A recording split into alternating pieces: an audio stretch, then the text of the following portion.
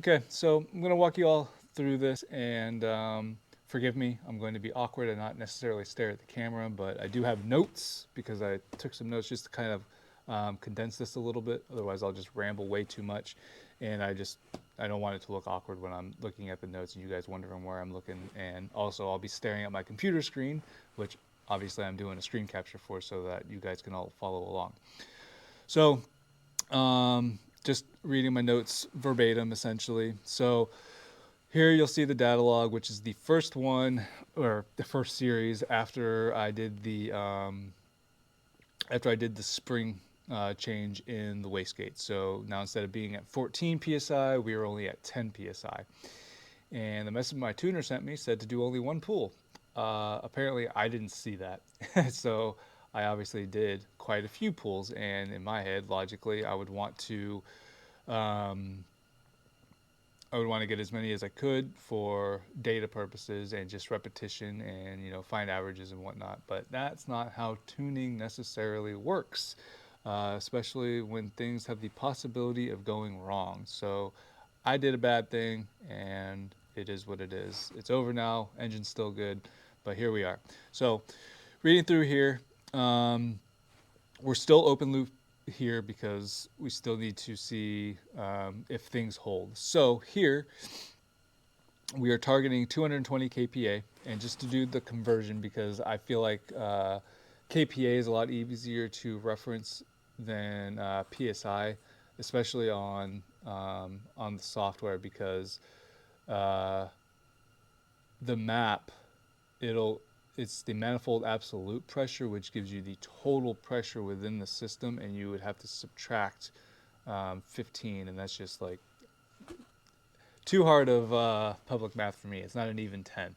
So KPA for me is a lot easier, and my tuner talks in that as well. And once the math gets done, which I'll probably screw up in this video, but whatever.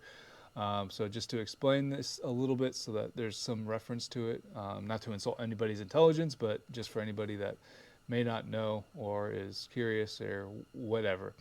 Um, 100 kPa is atmosphere, so that's about 14.7 psi, give or take, based on the weather conditions. Right now, it's probably a lot higher because weather is colder, so that is what it is. But it is not what I found on the internet the other day, which was absolutely insane. So with 100 being atmosphere, you're automatically going to have um, 100 100 reading no matter what. Um, and so that's about 14.7, or rounded up to make it easy, 15 psi. So everything that we target is going to be above that. So on this one, and just to kind of give you a legend type deal, go all the way to the right, and I'll do this throughout the video. But we are targeting right now 220 kPa, which 220 kPa is about 17 psi. So you got the 100 being atmosphere, then you got up to 200 being the boost pressure finally being reached. So anything above 100 is boost pressure. So 200 would be 14 psi plus the 20 kPa, which would bring us up to about 17. And kind of an easier math to do here is that for every 20 kPa, roughly, we're looking at 3 psi. So hopefully that makes it easier. So as you can see here, just kind of walking you through this a little bit because it is the first one. So everything held great. 15 was held pretty good, standard, which is what we commanded the computer to do, which was hold 15% duty cycle on the wastegate. So we're at 14.9 here, and we go down here, and you see that out of the 220 kPa, we reach about 198, which means that, forgive me if I'm mistaken, but I believe this means that, because for some reason my brain can't do freaking wastegate. But either way, wastegate duty cycle is not enough, so we need to raise it or lower it to get that few extra kPa out of the system. So this is the first test, just to see if the solenoid's doing what, or yeah, the duty cycle is doing what it's supposed to. We're good there, so whatever. Also, for the tune, because we're going to be moving very fast paced through this, or at least, in a couple of days. It was a couple of days of doing all this. And it seems pretty fast, especially when it's remote tuning and whatnot. But the only thing that changed on this was we zeroed out, quote unquote, the duty cycle map, or the boost, the boost tables. So everything right now is set to 220 kPa, which is as low as we wanted to go, which is what was as low as it was on the previous spring rating. So we're testing this out to see that it still holds in open loop, and see what changes the lowering the spring pressure from 14 to down to 10 does. So this is 15. It held well, but it didn't reach boost target. So what we did, and I'll reference, or not reference, but we reached 198 on that one at 15% duty cycle. And then for this one, we increased duty cycle to 20%. It's holding here, as you can see, right here on the table itself, or the graph itself, 19.8. And then over here to the right, we're at 19.8 right here as well. The boost, or the map pressure, got up to 213-ish. I think it goes up a little bit higher. And then over here on the right, you can also see 13.6. So it's telling you, and we're trying to reach 220. Being open loop, we got to play with the duty cycle in order to reach that. So here we increased the duty cycle from 15 to 20%, and that netted us, what is that, 15 kPa, so about 1 to 2 psi. So we're on track. We are now inverse of what it was before. Instead of 1% duty cycle change, having a 3 to 5 psi change, we are now seeing a 5% duty cycle change have a 1 psi change, which completely changes the game in terms of control. So I'm just going to read through here. I forget what was going on. The only thing that scared us here was the screen line is now, this is fuel pressure. So as you can see, for whatever reason, it took a little bit of a dip, which kind of scared us a little bit. And if through talking through this, you're quick enough to reference it, this purple line is the boost target error, which is literally, obviously, inverse of the boost pressure, or the boost target that we're going for. So the whatever the boost target is will be exactly the amount, if you were to do the math and add or subtract from the map readout, would equal 220 kPa. So as you can see, well, not as you can see, but here we got up to, like I said, we got up to about 214-ish. And so we know that the wastegate is now doing its job, and boost is a lot more controllable. So now exiting out of here and going into the first of the closed loop settings, and this is where we introduce PID, and forgive me, I'm forgetting all the names of the parameters. There's only 3 parameters, but I'm forgetting the names of 2 of them. I know integral is the I, and I forget what the other 2 settings are. But I'm going to read off my notes here, and so it'll give reference to everything that I'm about to say.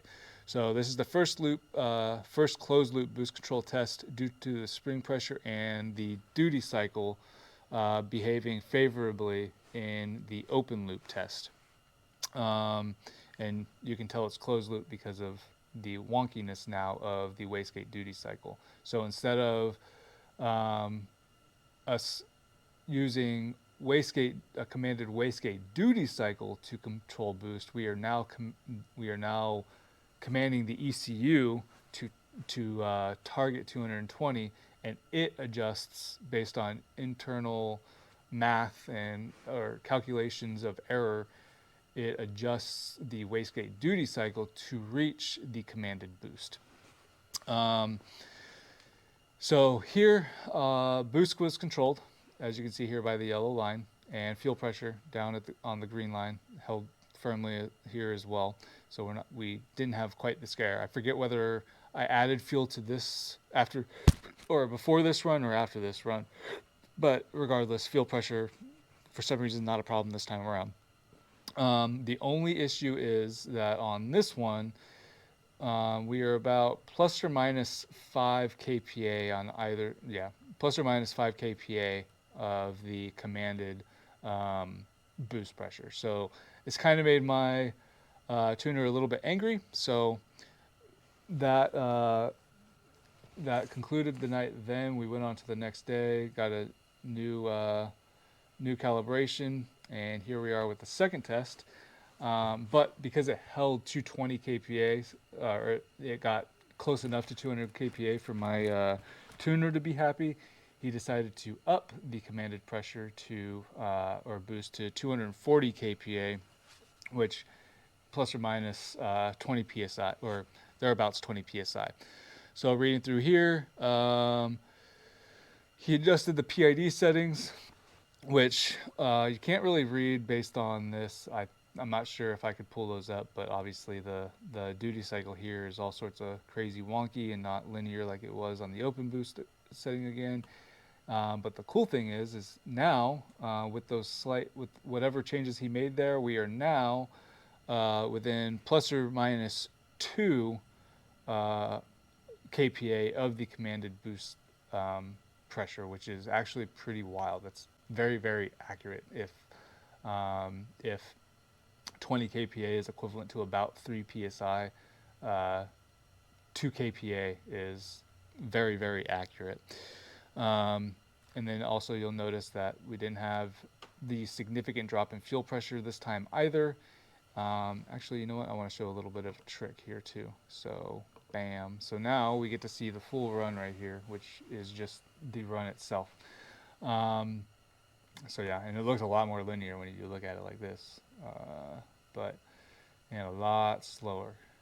But yeah, so that was 240, so we are right there. And also, just as a mention on this too, because there are changes that happen, but we are now at 64% ethanol, and so we haven't reached the ethanol percentage that opens up the ECU to move into another realm of target boost. So we have that one finished now. Now we are at 70% ethanol, which opens up a whole new thing. Um, this one is kind of funny, and my tuner noticed it too, or obviously.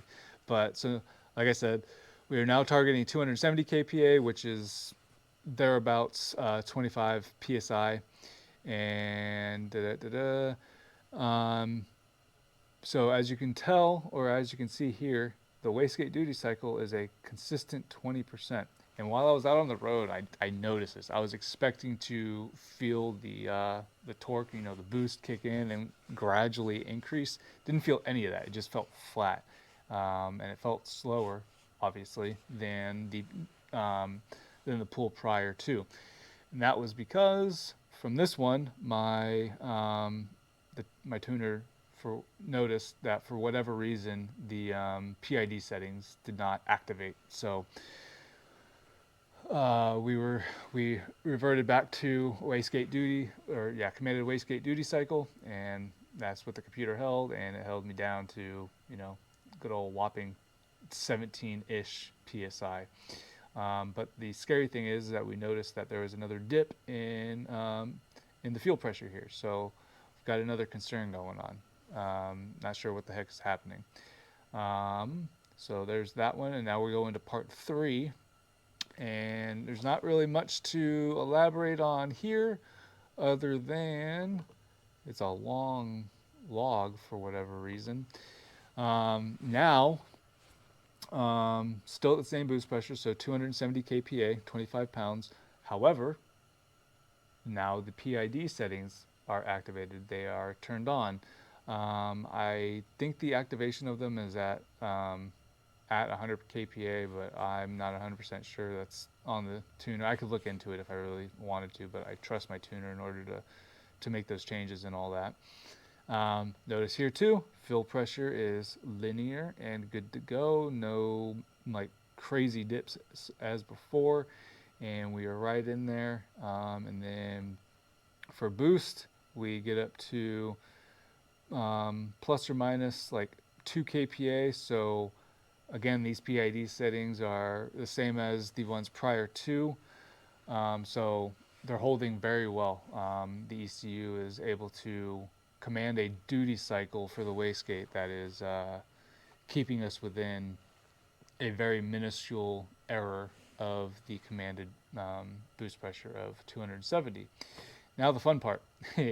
So on part one of this, as you can notice, there's a huge drop off here. And this is at 6,500. So I believe when we started doing these, the first two test pulls, the RPM limit was 7,800. And my tuner lowered that to 7,500 just for the sake of safety and, you know, not going too crazy on all that.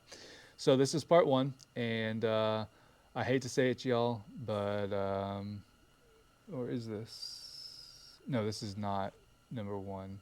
I don't know what the heck I just opened. There's no way that's number one.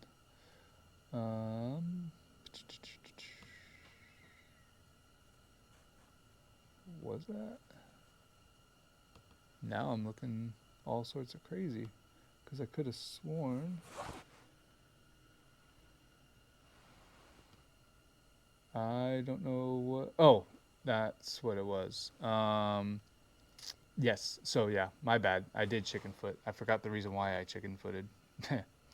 Anyway, as you can see, so this is where my tuner wanted me to be extra careful to make sure I keep an eye on the boost pressure. So here, chicken footed, we're targeting 29 pounds, which is, you know, like I said, 300 kPa. Boom, over here we got to a max of, I believe it was 303 somewhere in here. Bam.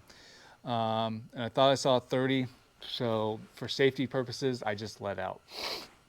I think my boost gauge is a little bit lagging compared to the ECU, which would make sense. Computer reads much faster. But anyway, I chicken footed and I let out. That's all that's really to explain there. Fuel pressure is good. And so went into the second attempt on this new setting. And unfortunately didn't reach 200 or 300, but we got to 295, almost 296 kPa, which, if we're going to be very minuscule, 29.4 psi. And fuel pressure again is steady, so I'm not sure what the whole issue is there, but regardless of the fuel pressure being stable, it's been, I'm not going to mention how long it's been since I've changed the fuel filters out, but I'm going to change the fuel filters out once I get them all. Changed out the inline one a while ago, but all the fuel pumps still have their original fuel filters, so I could only imagine what those things look like. Anyway, yeah, so got this, and we're looking all good. So really the only thing that we have left is, after this, is going up to 330 kPa, which is what we were at before. So if I'm not mistaken, that's what, 50, that's about 33 psi, which is what we were at. So we're getting up there, and I'm not going to do the math, but I do know that once we get up to 33 pounds, and this being 29, once we get to 33, I'll be making 600 to the wheel. So I'm not going to do the public math. I'm trying to guess what 29 is, but I'm going to guess in the upper 500s.